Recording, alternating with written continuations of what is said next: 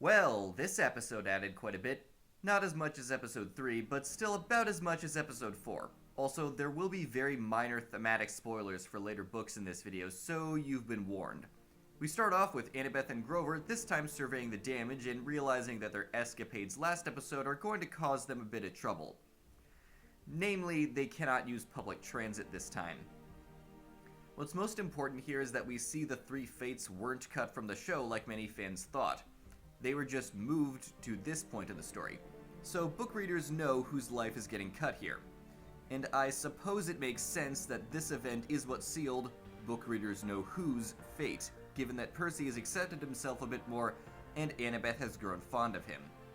Though Percy can't dry himself using his powers just yet. But he's got a bit more faith in his dad, contrasting Annabeth, who's lost a bit of faith in her mom this episode. Also, Percy is informed about the fates, and it's a bit of a foreboding omen since it means that someone is going to die. Next scene, Ares actually seeks the kids out when they're in a vulnerable spot in this version of the story. Nice touch, and I actually do like the change. I also like that Ares is the one who tells the trio what Gabe is doing specifically to rile up Percy.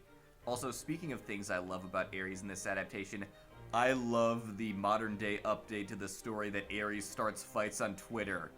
That is just pure Imperial gold.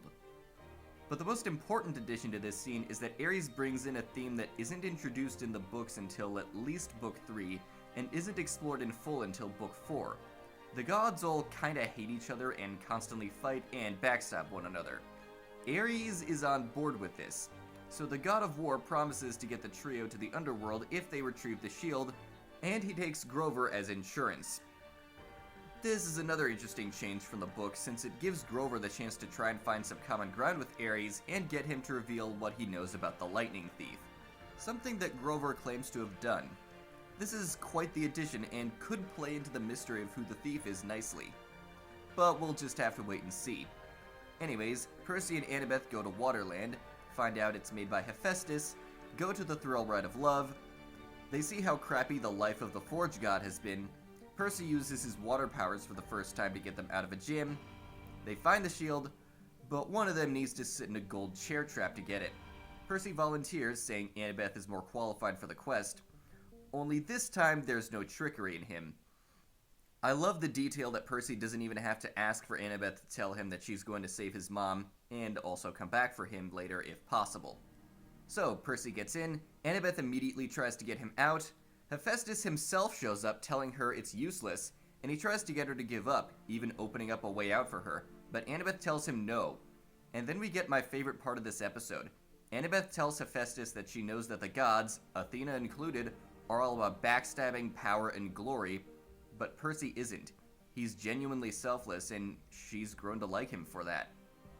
Hephaestus actually agrees, and he says that he also doesn't like the gods being the way that they are, so he lets Percy and Annabeth go with the shield. So, Percy and Annabeth go back to the diner, shield in hand. Ares, once he has his possession back, shows them the ride, and he tells them how to find Hermes in the Lotus Hotel. Notably, they now have a reason to go to the Lotus Hotel rather than being tempted in like in the book. And, last thing before the truck leaves and Grover tells them what he's learned, is Percy starting his longtime dislike of Ares. Alright, preview time. We see Grover checking out the top of the truck just to make sure that they are on the right track. We see what I assume is a prism to send an iris message, and we see Hermes. We also get to see the Lotus Hotel and a shot of Percy deep underwater, though I'm not sure what this is yet, as I don't think there was anything like it in the books. Final thoughts. This might be my favorite episode so far, and it struck a good balance between staying true to the book, adding enough for the length of an episode, and, my personal favorite, bringing in the main conflict of the series and establishing it now. Did Rick not know what the main conflict of the series was going to be when he wrote the first book and is treating the show as a bit of a rewrite? I don't know, it's just a theory. In any case, the Lotus Hotel wasn't my favorite chapter in the book, and it isn't particularly long, so I'll be interested to see what the crew adds this time. Though, I'm guessing this will be the last time an episode needs a ton of non-book content added this season. We'll just have to wait and see next week. I am Kieran Mythos, and I'll see you all next time.